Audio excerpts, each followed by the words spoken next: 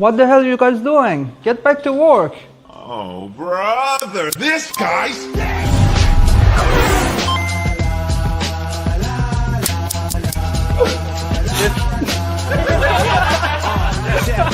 I'm in the lead, top priority. With a G, now you finna see. Flip over the bed, you really sleep. You made a year, what I made a week. Yes, I got motion. Run out of motion, I go get more than. She like the way I smell, cause the YSL potent. If you be a Taiwanese, you can go like that. If you be a Taiwanese, you can go like that. Okay, I think we are live now. Yeah. Hi, Iman. Thanks for joining the stream. Wait. 1 minute. I need to monitor around a little bit first. 1 minute. I need to monitor around a little bit first. Or else, Okay, I Ipo, think- you can join in later. Like, we'll just kickstart this. Okay. Maybe Okay. B, you can add Ipo later. Like, Yeah. Ever notice yes. how some- sorry for that. Yeah. Hi, Iman. Nice to spend again, some time with you now to discuss more on, Indies on Solar and also, the UnderDog hackathon that's coming up. Thanks for your time. And for the viewers, a quick intro about you. And then we can dive into more details later. Yeah. Sure. Hey, everyone. Hello. Hey, BK. Happy to be here again. So I'm Iman, for everyone that don't know. I'm a builder like mostly everyone else here. And I've been in the industry for over 10 years, doing many things. So I've been on the production side, product side, leadership. I've been a developer. I've been an indie developer. So I'm actually roaming around. Right now we're working on a platform called Blocks. It's community engagement for brands through multiplayer games. I'm also building like a community and incubator for indie developers. As a side thing, it's like a personal project for me that I'm working on. Yeah, so happy to be here.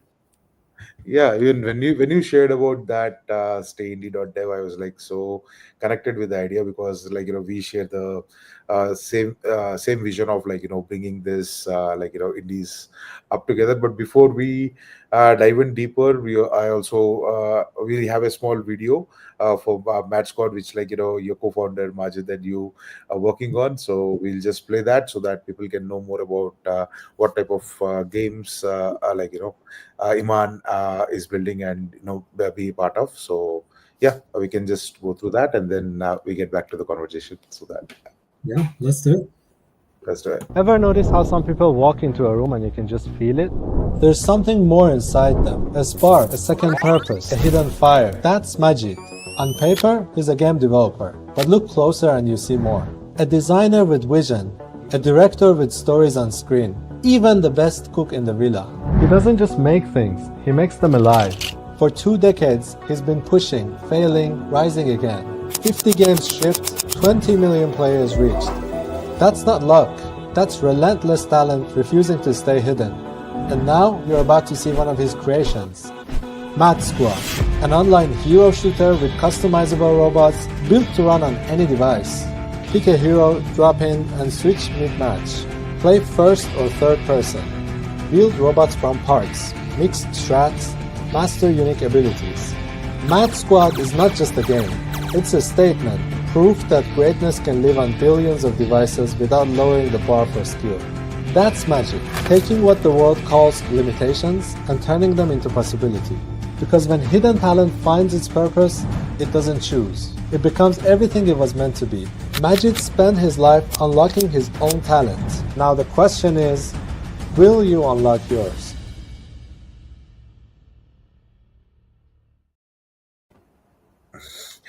That was more of Majid as well, so he'll be joining us next week. But we would love to have Velox. Majid is my co-founder, by the way, for anyone who doesn't know. And sick videos, by the way. Every video is so sick. Shout out to to the team. Sensitive, yeah. Yeah, they Yeah. really nailed it. Yeah. So it's like these are the stories that most of the people actually like to know, because all these indies we are showcasing, right? Even on Indies and Solana, what we did, it is basically the underdogs, right? People who have been grinding and building and trying to figure out their own path, but they are just waiting for that one single shot, to amplify, or get to the next goal, so that they can pursue their passion. So yeah, that's the inspiration behind this hackathon too. So before we dive into your presentation, any initial thoughts on what's your perspective, and what do you think hackathons are for devs, and what's your thoughts on that? How should a developer pursue when they are entering a hackathon? Yeah. So personally, I love hackathons. That's what I have to say. Firstly, still to this date, I still participate in hackathons and game jams. I've Yeah. done many game jams as participating team, and also like I've also done many as mentors and judge and things like that. So I think Mhm. the most important aspect is you get to um, first of all, it's the time limitedness pushes you to basically ship something, right, in a short Mhm. amount of time. Mhm. The True. second thing is you get to find new teammates. So I've met many new people. Some of them joined. We joined together on later projects. So it's a good playground to see and meet people, new people, potentially new teammates. Also, you can work with them briefly, to see if you're a good match together or not. You can work Right. together or not. Um, yeah, overall, I think also it's you can get validation. You can get a lot of feedback from the mentors and judges.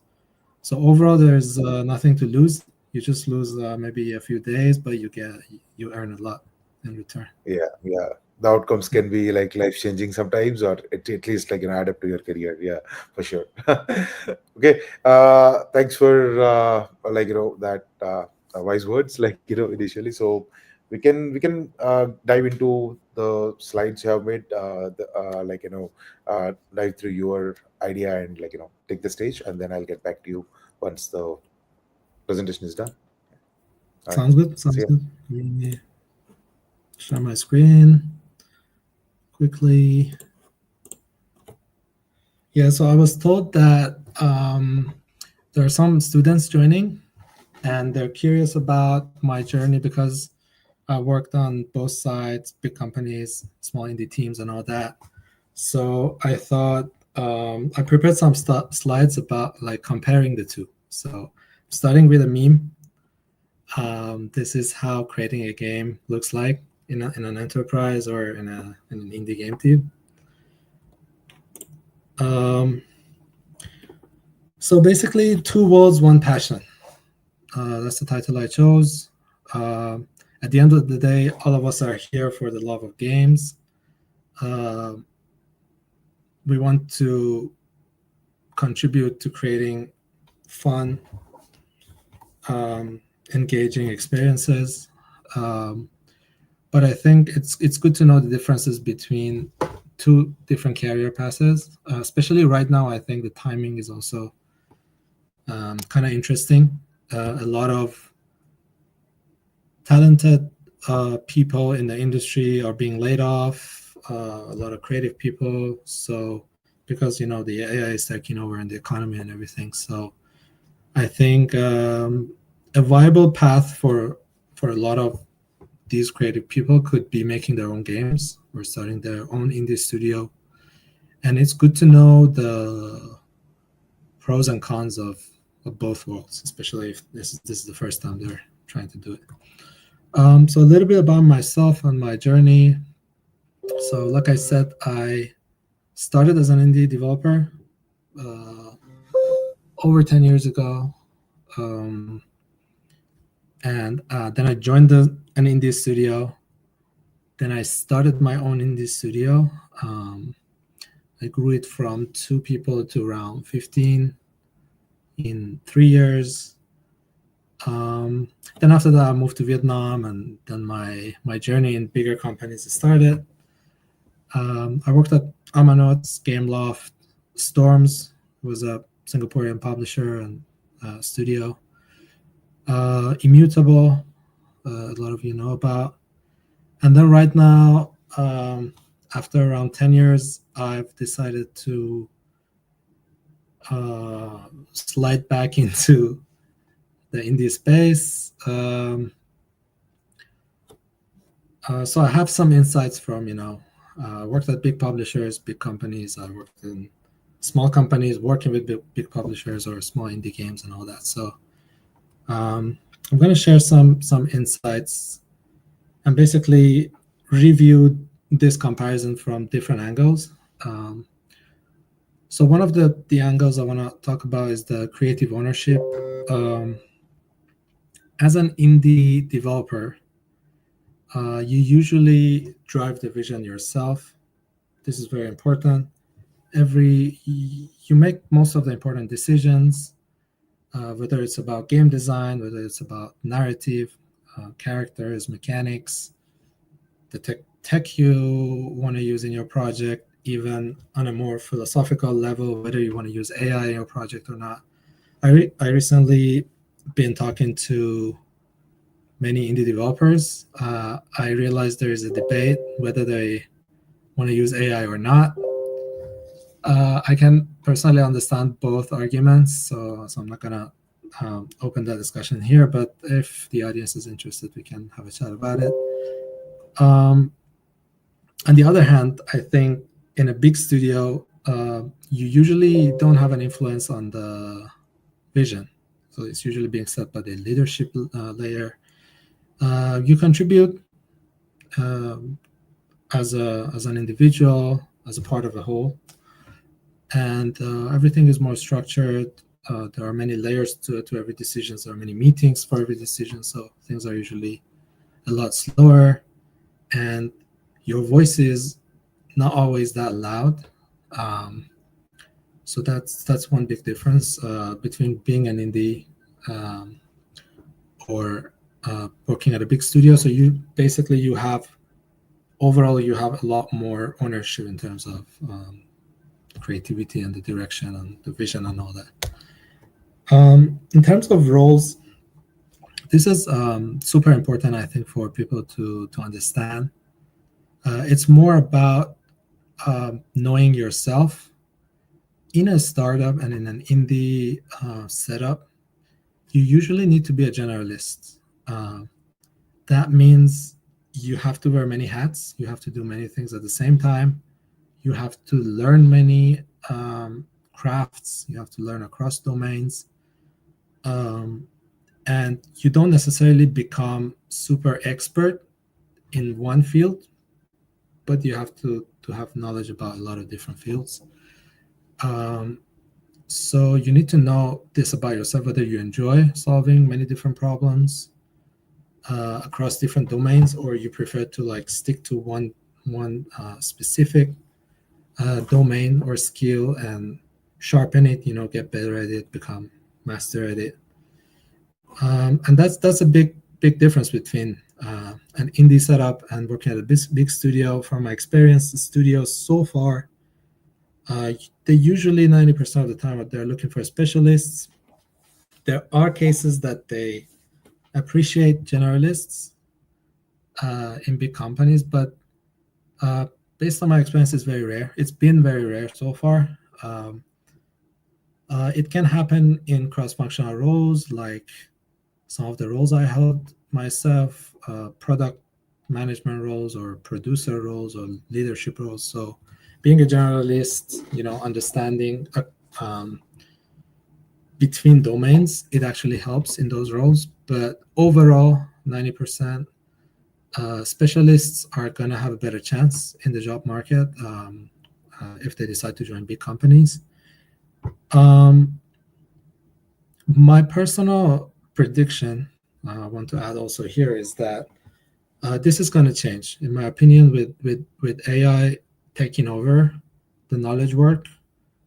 A lot of what specialists can do in terms of execution I think generalists are going to have a better chance moving forward, right? Because they are the ones that actually understand the connection between different functions and different domains, and they have a better holistic view, they have a better big picture view of things, and they are the ones that actually work better with these AI tools and agents, right? So they can instruct these AI agents to build. So my understanding is that moving forward, the market, I think, is going to appreciate generalists more. So if you're an indie, you will improve those generalist skills, and then it is going to be also handy, I think, in the future, in the industry, in the big companies as well.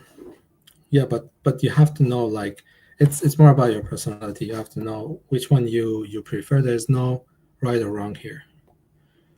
In terms of resources, reach, and stability, so usually if you're an indie, you're always low on budget.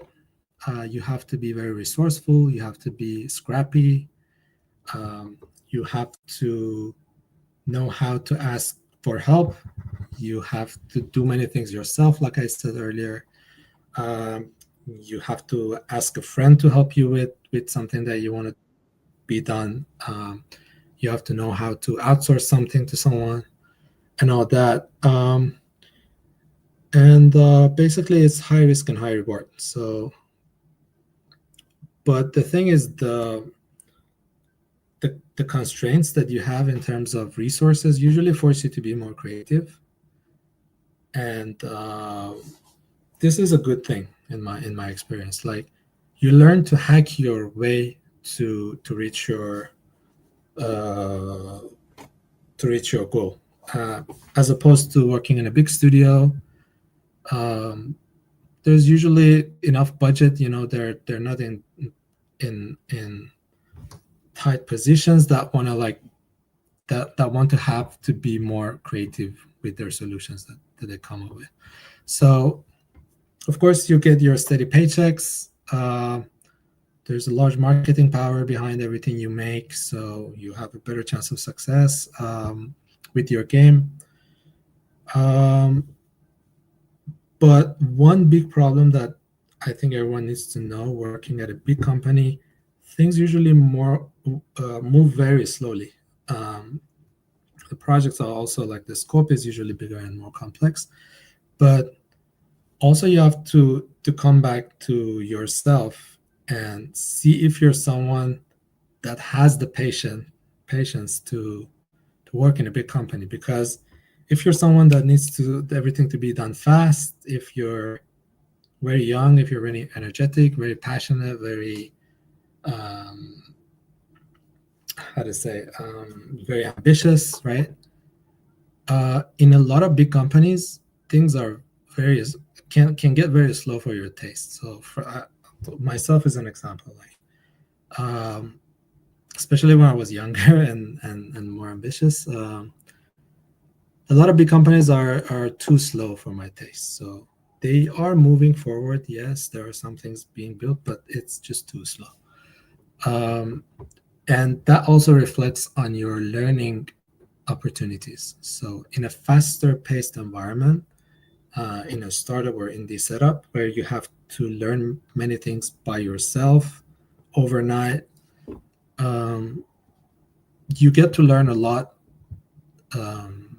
in a short amount of time. Whereas working in a big studio, you might not learn anything new in a few months, right? So that's one another difference between the two. In terms of work culture, lifestyle, and motivation, if you want to be an indie, it's not easy because there is no one to push you. There's no one to give you tasks necessarily, or define the scopes, or like guide you, or anything like that. So you need to be a self-starter. You need to be self-motivated, very organized by yourself. You have to be comfortable dealing with a lot of ambiguity. In a big company, that is being handled by the management layer. They're trying to make it easier, and they usually don't pass down those uncertainties to the execution layer. So, but if you are an indie developer, you have to deal with all of that by yourself. And also, it's very easy to lose focus. This is something I see with many indie developers. Many of my friends are making games, and just because no one is forcing you to do a certain task or do something, you have a freedom. It's good, but it also can backfire, because at any point of time you can decide to do something new. You can be distracted by a shiny new tech you want to try in your game, or you play a new game, you wanna add a feature or add a mechanic from that new game that you played to your game. So it's easy to get distracted, to lose focus. You need to be very organized and cut the scope as much as possible and as much as it's necessary, prioritize well, and all that. On the other hand, in a big studio setup, you usually have clear tasks laid out for you. There's better structure. There are processes in place. There are documents that you can read through to know how to do your job. So it really depends on your personality, again, because I've seen people that told me directly when I was their manager that I prefer someone to tell me what to do and set specific goals for me and specific tasks. And so there are many different types of people, and again, there's no good or bad. Just you need to know yourself. You need to, perhaps, if you don't know which one you prefer, perhaps you want to try, like I did, to understand whether you prefer to be told what to do, or you're disciplined enough to do everything by yourself. Stress is also a tricky topic, because both settings can become very stressful very fast. But usually, of course, it's going to be more stressful if you're on your own, unless you really know what you're doing. You have very good habits. You're doing your exercise on the side. You're eating well. You have your whole week planned and all that. Otherwise, you're like, the amount of work and all the uncertainty and all the challenges, everything that you have to deal with by yourself or with a small team, it's going to cause a lot of stress. But usually, working at a big studio,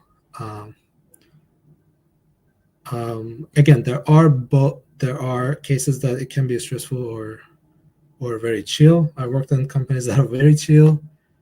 No one's really stressed. They just come to the work in the morning, do what they're supposed to do, and they go back. No one's really stressed about anything. So that's a positive trait of working in a big studio. In terms of focus and productivity, if you're an indie,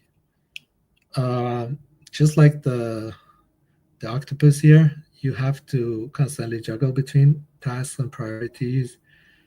You have to always ask yourself constantly, should I now be working on this bug? Should I be designing a new feature? Should I be designing a new character? Should I post on social media? Should I attend an IRL event?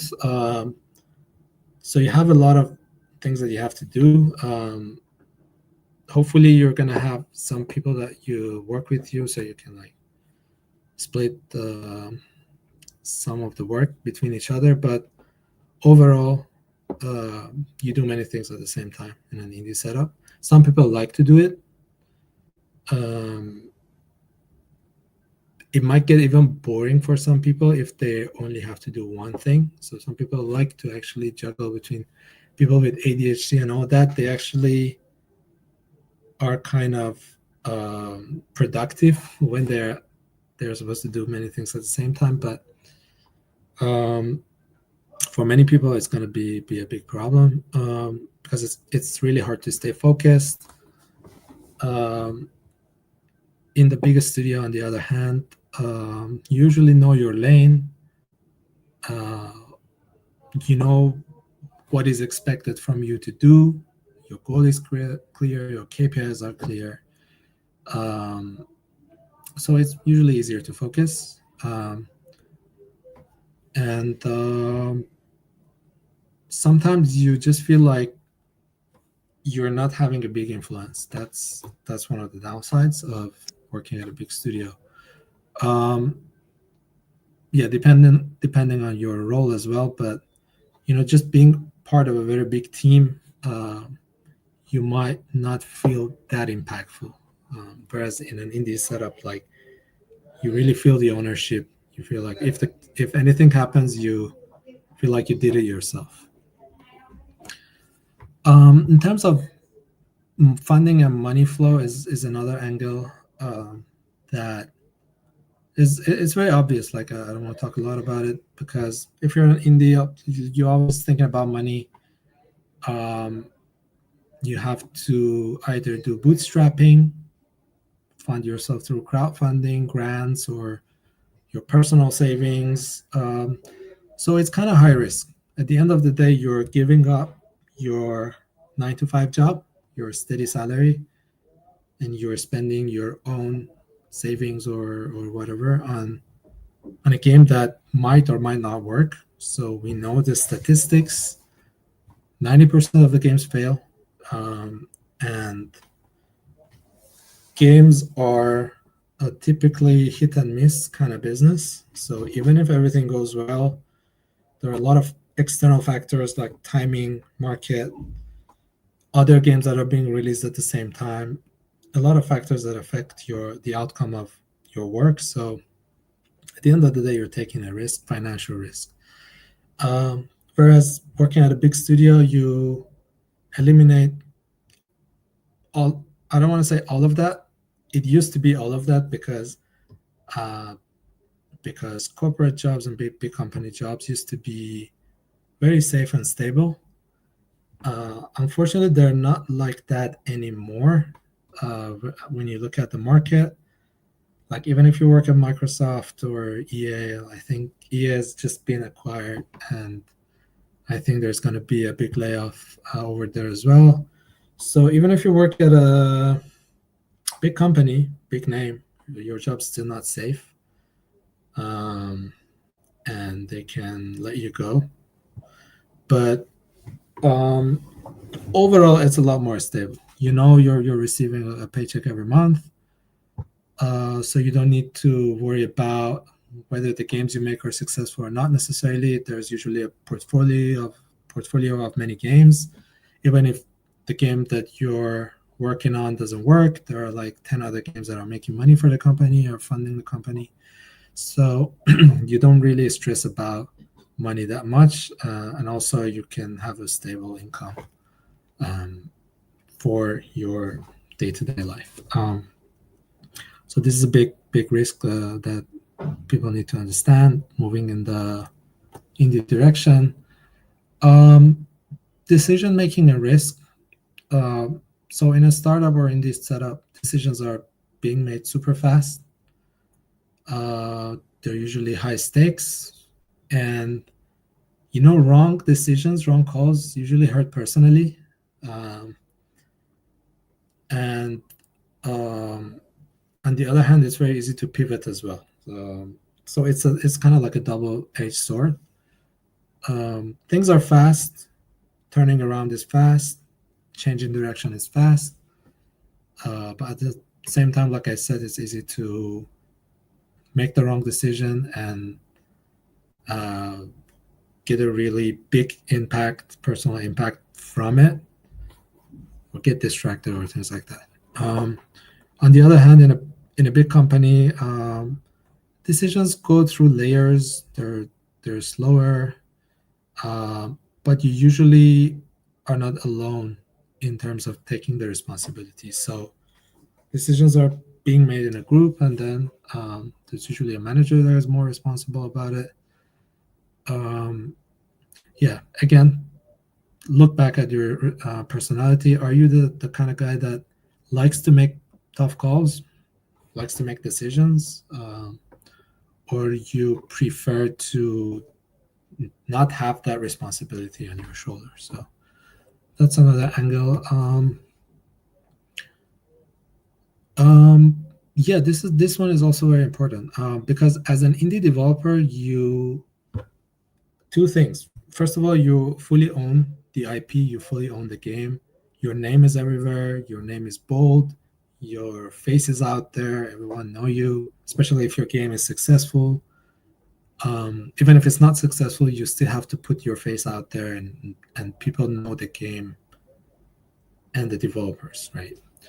It's not like that in a big company. Like you might work on Call of Duty, like some of my friends do. Your name might appear somewhere between 1,000 names in the credits, but no one really know you. Your face is not out there. Your name is not out there. You don't have any ownership.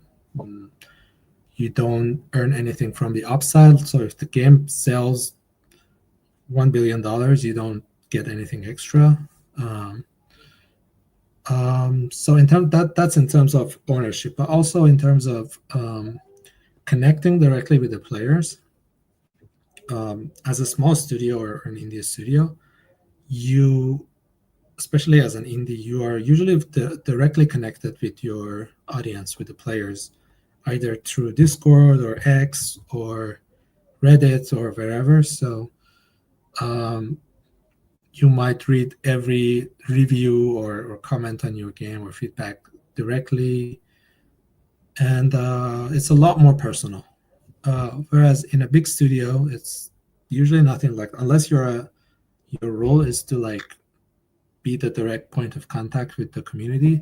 It's usually not like that. So as a developer in a big company, or if you hold any role, you usually so basically players are more like numbers in those setups. So it might not be good to say it like that, but yeah, after some point you get numb.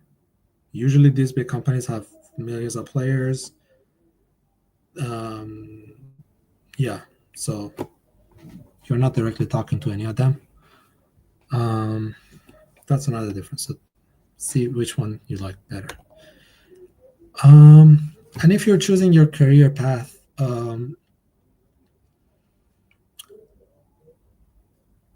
there is no right or wrong between the two, right? And you can always, so my message is that you can always try both. It's not like you have to choose one and stick to it. You can, I mean, like your resume might look a little jumpy like mine, but I think it's fine. Like at the end of the day, you're earning experience. You can always work for 1 year in a big company, then come back to your indie thing for 2 years, then come back, go to another big company. Like depending on your situation, depending on the type of experience that you want to get at that point of time, depending on your mood and a lot of factors like your financial situation and all that. Like I said, building an indie has some financial risks, so you need to be ready to take that. So if you're younger, if you're living with your family, if you're not married, or you don't have like much else to do or big responsibilities, I think it makes a lot of sense to take those kind of risks in your earlier in your life. If you have a lot of other priorities, maybe it's better to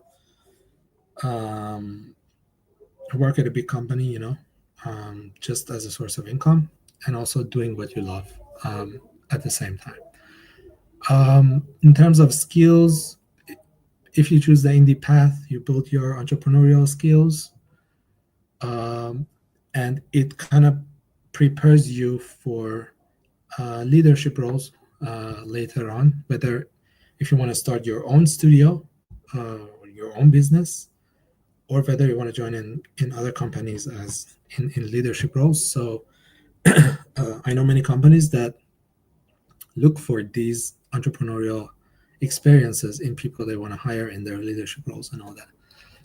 But also, if you're working at a big companies, it builds a lot of credibility. Sometimes it's not as easy to get in those companies. You have to go through interview stages and all that. So it gives you a resume some credibility. It usually gives you some insights that you cannot get otherwise.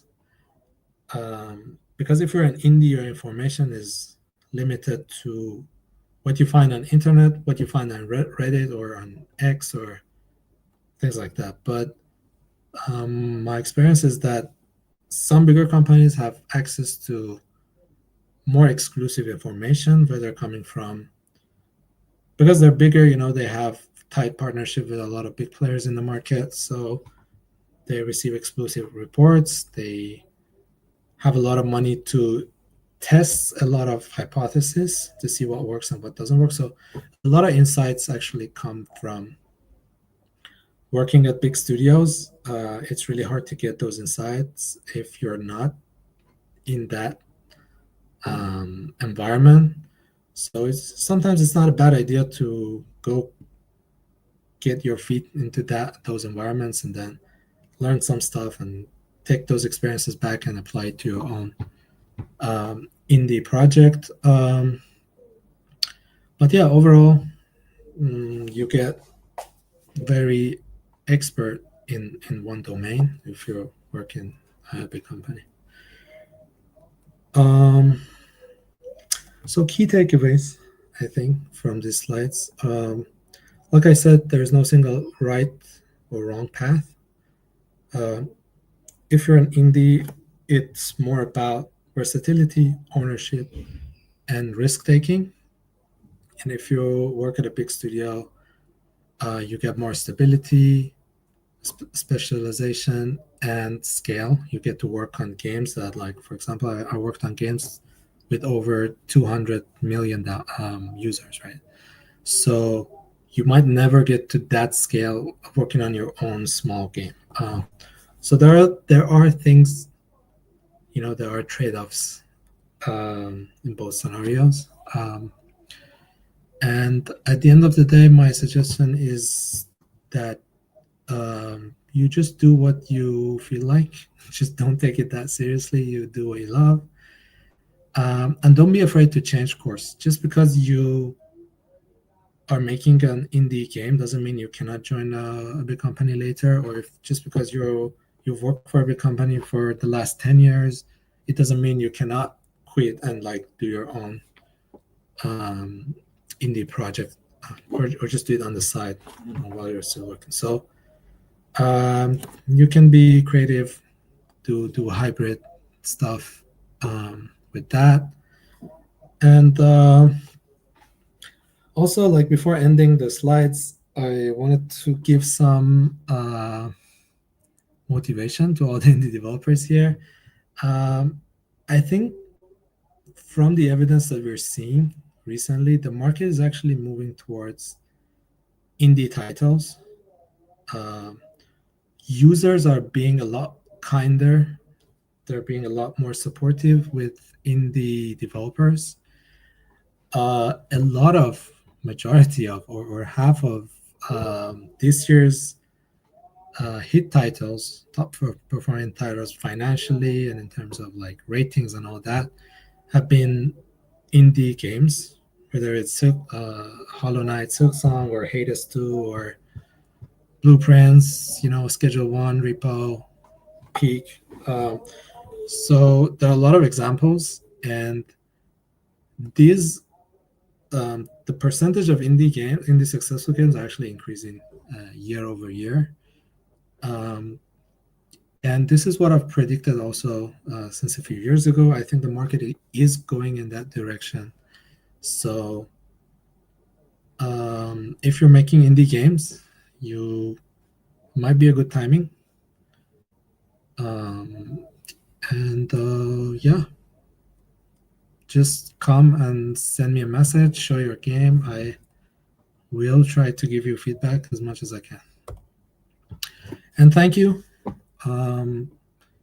you can send me a message on Discord, Twitter, or email me at iman@sunstayindy.dev. Happy to chat about your projects. Just send me your builds or demos. I can play and give you feedback. Yeah. Thank you. If you have any questions, I think we probably can have a Q&A after this. No, I think you can keep the slide open so that we can give some time if people want to connect with you or like. Yeah, for sure. Yeah.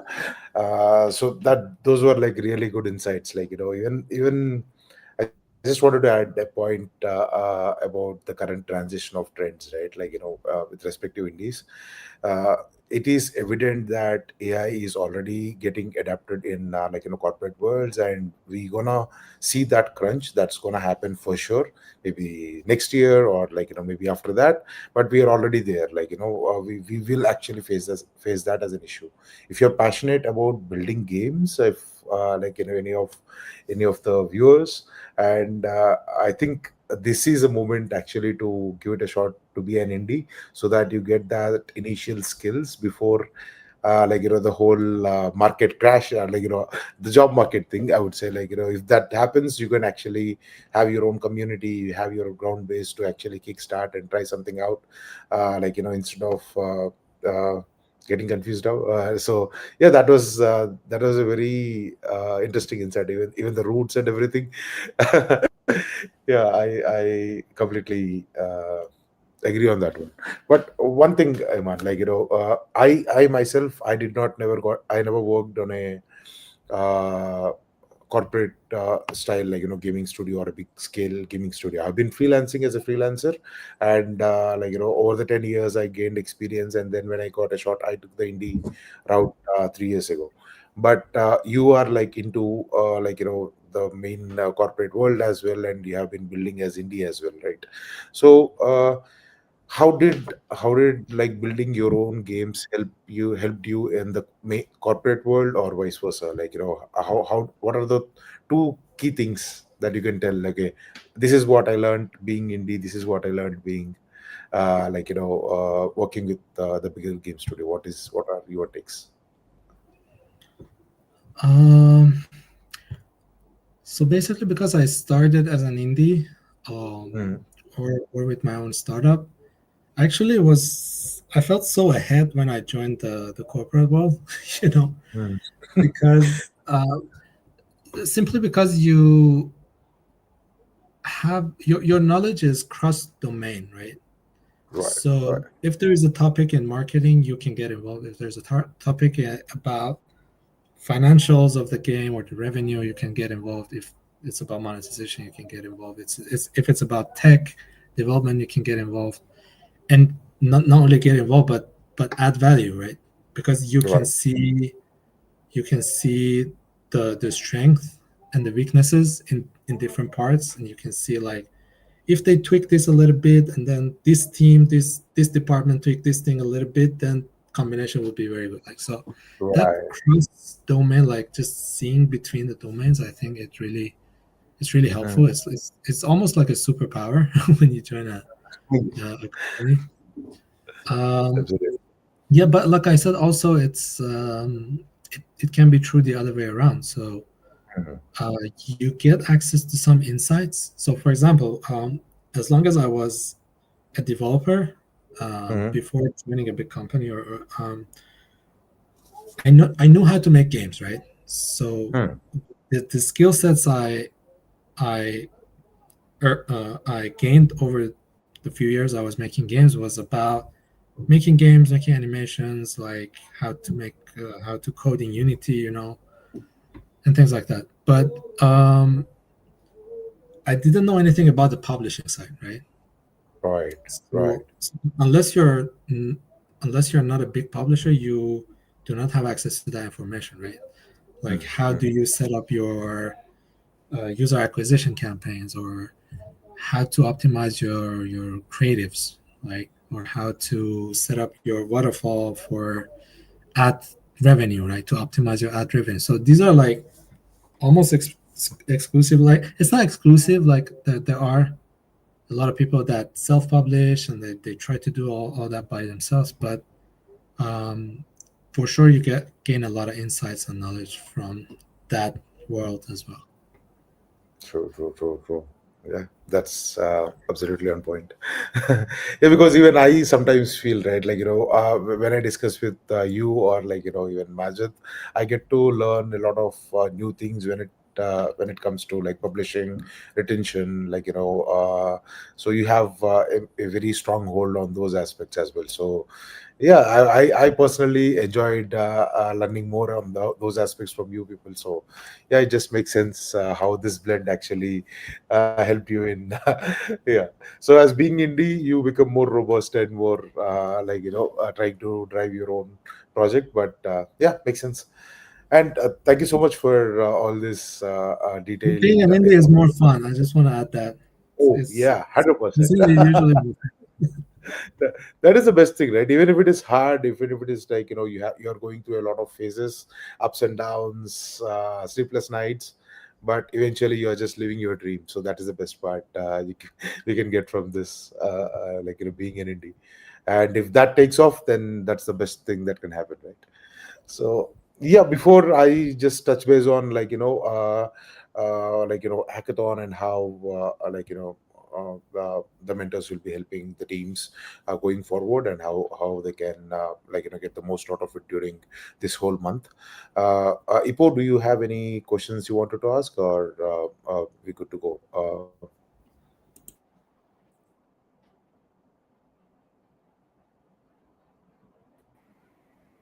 Okay. I think I'm on the stream now. Yeah. So we have a question on Discord from Saudi. He asking like building game is fine. Like how did you grow your audience? how did you, what, can you repeat the question? Grow the Uh, audience. How did you grow the how do audience? you grow your audience? Oh, it's very general, the question. It really depends So it's like on, yeah. yeah, it's like for like maybe I'll put it in this perspective. Maybe he's trying like they already have a game, now they want to launch and scale and like build during this launch phase. So what would be the best way, or like how do they grow that and take that initial steps to go to market? Yeah, maybe that could answer. Uh, really depends on the type of your game, the platform, whether it's Web3, Web2, and all that. But I think the first step is to educate yourself about how similar games are going to the market, right? Are you gonna have a better chance with a publisher, or are you gonna have a better chance like self-publishing yourself? A lot of times, in a lot of genres and some types of games, like you might not have a big chance going at it alone. You might make the game alone, right? But for entering the market, you might need a publisher. But a lot of other times, you can do it yourself.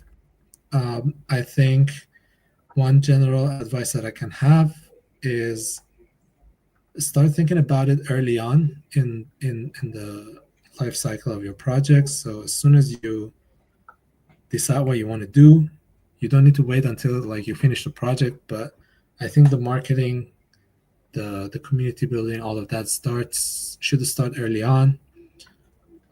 As an indie, what I've seen works pretty well is putting yourself out there, showing your face, sharing your journey. Maybe you can start a YouTube channel, sharing your development process, sharing your problems, your every build that you have, you can share with the community.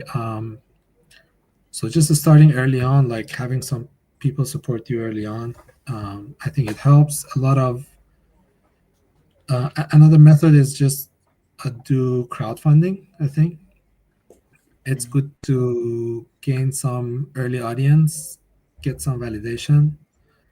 It also helps a lot later on if you want to like get investors or publishers, negotiate with publishers. If you have good results from your crowdfunding, or if you have a lot of views from your YouTube channel, or if you manage to get a lot of wish lists on Steam, for example. Like it makes it a lot easier closer to the launch of the game. That's more for the PC console side. For mobile, uh, is a little different. I think there's a lot of paid um, user acquisition and marketing happening in mobile. I think it's it's almost impossible right now to make a game, just put it out there and get users in the mobile, because it's a complete red ocean. There are many games being released every day, and there is a constant fight for the attention of those users. So companies are constantly spending a lot of money on a daily basis to acquire the same users for the game. So I don't think, like, there was a time that you could just make a fun game, put it out there, it organically could grow. Right now, you can also organically grow, but it might not be financially viable, um, because organically there's usually a limit in mobile, that like how much you can grow. So in mobile, I would say probably go with a publisher, or understand how you can do user acquisition. You can buy users efficiently. On PC console is or Web3, it's a lot more community driven. Focus on building a community early on. Make your Discord, like engage with users on Telegram or on X. Build an early audience, and then share about your work. At the end of the day, your product, your game needs to speak, right? As much as you're loud and you're talking and you're making trailers and all that, and at the end of the day, what made Silk Songs millions of dollars was the game itself, right? If the game was crappy, that no one would buy it. Um, yeah, so put a lot of focus on your product, test early, build something that people want, not just something that you want necessarily. Like it's important. Like if you're an indie, it's important to like find the balance of building what you want to see in being built in the world, and what the users want, because at the end of the day, they have to come and buy your game. So test early on, put it out there, pivot if necessary, adjust your game. And You're once you have, mute. yeah, sorry, and once you have something that is getting good feedback from the users, is getting good early metrics, good retention, and all that, then you can focus more on the marketing side. So Yeah. yeah, I BK, hope I you're Sorry. Yeah, actually, I just wanted to add one more to that. Like, especially when indies, right? Even recently, we have seen launches like Underrealm, and also there are before this, even one of the teams, Crypto Conquest, they also launched on Web3, because I'm you are building a Web3 product, so the audience. So I'm just giving in that perspective. So it is always better to get your hands. Get your game in the hands of people as early as possible too, like not like open a build, but at least like have some closed group of people who can just test and give feedback, and then also then you can launch it on an alpha phase, so that more people can try it out, because gamers never play the game the way you designed. It completely changes every time. Even we experienced that with Aquatica. We sent it to even like some of our community members, and when they play the game, it's completely different from what we expected. Okay, they'll play it like this, but the gameplay is completely different. So you had to add some restrictions, you need to change a lot of things. So the polishing and the final publishing part is one of the major time consuming parts. So as Iman said, you need to plan it from a lot early, so that you have better chances of success in this particular segment. But for the users right now, it is pretty hard to publish yourself and sell millions of copies. and which is one of the reason why we are all coming together and figuring out this solution, because that is a problem even we face, or we face too, right? Once we launch, maybe with some support we get few thousand users, and then yeah, that's about it. But if you want to have them grow as a big hit, or have a revenue that you can sustain as a studio, then we have to use other ways. Or airdrop arcade is one of that idea. We thought, because there are only few ways of distribution and people to try something, let's unlock a new channel of distribution, that is streamers.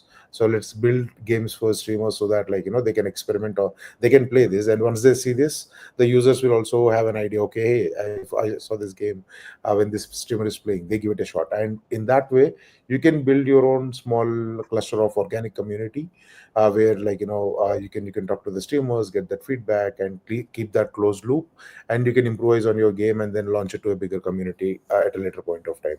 So that is the whole idea of this hackathon, also to figure out what other ways games, once the game is ready, can find a way to generate revenue. So yeah, so I think yeah, that answers your question. Or if you Yeah, have anything, just put please it go ahead. out there. Even if completely public, there is Yeah, a trend of yeah, build in yeah, public and all that, right? So I yeah. think it's a big mistake a lot of indie developers make, that they build in the shadows and they expect that once the day they reveal their project, like everyone's gonna be uh, surprised and buy their game. It doesn't work like that. So you have to True, true. bring people on your journey early on. So one person that really loves your idea and loves your Hmm. even if loves your vision of what you want to build, even not your actual product, like they can actually bring 10 other users to come and support or buy your product. So but it requires you to show what you're building, be upfront, be transparent, don't lie about like things that you cannot deliver. And I think Yeah, yeah. And yeah, just go for it, because even when I started it, like I remember my Discord in 2022, I was just one person with a friend of mine, and that's it. There is nothing when we started World, and then we started just brainstorming, discussing the ideas, and then slowly people started discovering from Twitter. We started building in public. We started dropping everything, and over a period of 3 years, now we are here in a stage where we can actually okay, we have a product that is built, now we can ship. So we have been building in public for the last 3 years continuously, which is what helped us build that trust factor among the community, and also they understand, okay, we are some serious builders, we are actually trying to follow our passion. So building in public is 100%, I completely agree on that. And I'm one of the we are not successful yet, we haven't launched it, but we survived for 3 years, because as an indie, survival is the prime criteria. If you can survive, you can win. So yeah, so yeah, we are surviving. So yeah, that you're you're that's you're doing more than surviving for sure. Doing great. Uh, I do have right. like some more question. So what is like the skill set like you bring from the your corporate journey to your indie journey?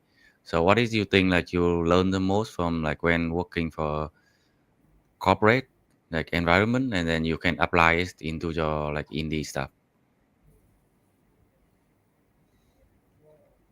I think he just answered that. Okay, he's thinking about Um, it, so I need some That's time fine. yeah, for because flashback. if I want to be honest, most of my learnings and Hmm. the skills that I've learned happen in the indie slash startup world, Yeah. and then you mostly just apply them and use them in the corporate world. So you learn less. I don't say that you don't learn anything, but you learn less. Mm. I learned politics. you know, True. sometimes it's useful, like negotiating, bargaining, Oh, I politics. see. Um, but I don't really use it in the indie world. But Well, that is very interesting because like not even like how you manage it, the team or like lots of people. Like yeah, so that's for sure one thing that, and you might not learn a new skill, but practice it a lot in a corporate setup, right? Yeah. And you might do it at a very smaller scale in an indie setup, and then do it at a bigger scale in the corporate setup. So whenever your indie game becomes big, then you know what to do with it, right? So that's another thing you can carry from the corporate side to the indie side. But honestly, for me, like does feel like a fresh perspective. Like because like at least from what I don't know much about gaming, but like I have like see like corporate, like I have experience with corporate enterprise stuff and then also startup. So usually like at least in Vietnam, people in school they try to get into like a corporate to learn the workflow and then they can quit the job and to do the startup or like whatever what they want. So I kind of want to curious about the time when you tell your boss to like, hey, I want to start like indie and then I don't want to work on this anymore. So like what like can you describe the like a conversation or like how do you tell your boss that like when you don't want to work in the corporate anymore?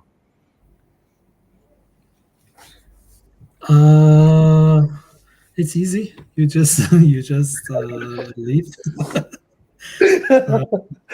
But like usually like in like corporate like when you leave you it's harder like so they kind of not kind of easy to come back or like not to say that they not gonna let you back into that like corporate world like enterprise anymore like I don't Yeah. want So to sound negative but like no, usually like but it's a yeah good point. I think it's a good point because you have to also understand the consequences, right? Like I yeah said, like if your image is someone that is not reliable if you join a company and then you leave because you feel like it, then no one's gonna trust to give you another job again, right? So you have to be very smart. Um, yeah, don't join a company if you just want to like leave after 6 months. You have to stay at least a year or two. Um, I don't know, but at the end of the day, I don't think we're gonna have many jobs anymore in the coming years, so it doesn't really matter. okay I see Cool. It's good. It really like it's about what you're after. Are you looking to improve your resume, to grow your career in the corporate world or in a big studio world? Like I said, you get stability, you get paycheck, but you won't get a big breakout, right? But on the other hand, if you want to risk, if your goal is more about learn, I know a lot of people, or even myself, that their main reason to go in the indie path is the learning side and the personal growth side, right? Because like I said, you get to learn a lot in a very short amount of time, so that you can never do it in a big studio. In a big studio, they give you a task, they'll like just code this thing or just make this character. uh, you don't learn a lot, but you get something on your resume. So it's about what you prefer. mm. Yeah And that's also your good risk insight. risk tolerance, Yeah it's for some people it's a luxury, like you have bills to pay, right? You cannot really like Mm. go on full indie. So it really depends So on each person, I think. So I hope that I'm not gonna get into trouble for saying this, but like usually in like corporate environment, if you know how to play the political game, you can get away like the more time you spending and the less work you have to do. Like like but like what I'm saying is like is this like a safer option if you like kind of optimize the political game in the corporate and then you just work on the your studio stuff and like why like I feel like you have you done that, have you tried that or like you just like keep it separate like when you work in the corporate you focus and then you your indie stuff and then you focus on that. No, for me personally, it was if I understood your question correctly, for me it's been always difficult to work full time somewhere and then also do another thing on the side. So it's kind of, I don't know. I'm just tired after I come home from work. Um, but your other point is, I think, is generally correct. Not always. There are, like, I don't know if you work at Supercell, or there are some companies with very good culture and very good, employee growth programs and all that. But most of the companies, I think, especially the companies that are public, it's more about balance sheets, and it's more about, like, looking good on the spreadsheet, and all that. um, yeah, you usually don't you can get away with not doing much, basically. And this could be very good for some people that are lazy, or they just I mean, want not like to get get paid away without with, doing not. anything. I mean, doing I, enough to like survive to stay in the company. That is So actually out of context. Let's actually try to yeah, okay, yeah, yeah, answer the it's question we have. yeah, Yeah, yeah. great. So, right. So I just saw your question. Like, are there any Web3 publishers? So as of now, I know that BR1 is one project. They actually do publishing, and there is also GameShift, which is introducing a new portal for the distribution mechanism. So they don't act like a publisher, but they are more like a distributors, and I think BR1 is doing the distribution side of things. That's as far as I know. Do you know any publishers, Web3 publishers, Iman? I think I've seen a few. I don't recall the names right now. Yeah, I think no, I think there is no such game that is so big, like where publishers had flooded in. So we are still early, guys. Like we haven't cracked the surface yet. Like it's just starting up right now. So it's gonna be a lot of ups and downs. We just need to consistently keep it. That's it. Yeah. So I hope that answers the questions. But I can try to connect you with people if you want to look into publishing, and also like any of the mentors can help. So I think that's all the questions I see from the chat. So I just wanted to give one final thing. So there is a thing called game progress in our Discord where people are updating game progresses. So we'll also roll out forms pretty soon, so that like you can update all the details, and the mentors will go through your projects and also like see where they can help you better, and which mentor can actually assist the project better. So based on that, we'll try to create the cohorts by next week itself, and get on more one-on-one sessions, so that like you can get much more better and curated answers, and they can also give more insights. So this is more of introductory to the mentors, so that you can understand what the mentor's background is and where they can help you better. So yeah, thanks for your valuable time, Iman, and hopefully like we get some good submissions where we can support and push them through and make it happen. Yeah. Yes, send your Excited for games, this. share everything. Yeah, share everything, build in public. Go on Twitter. Yeah.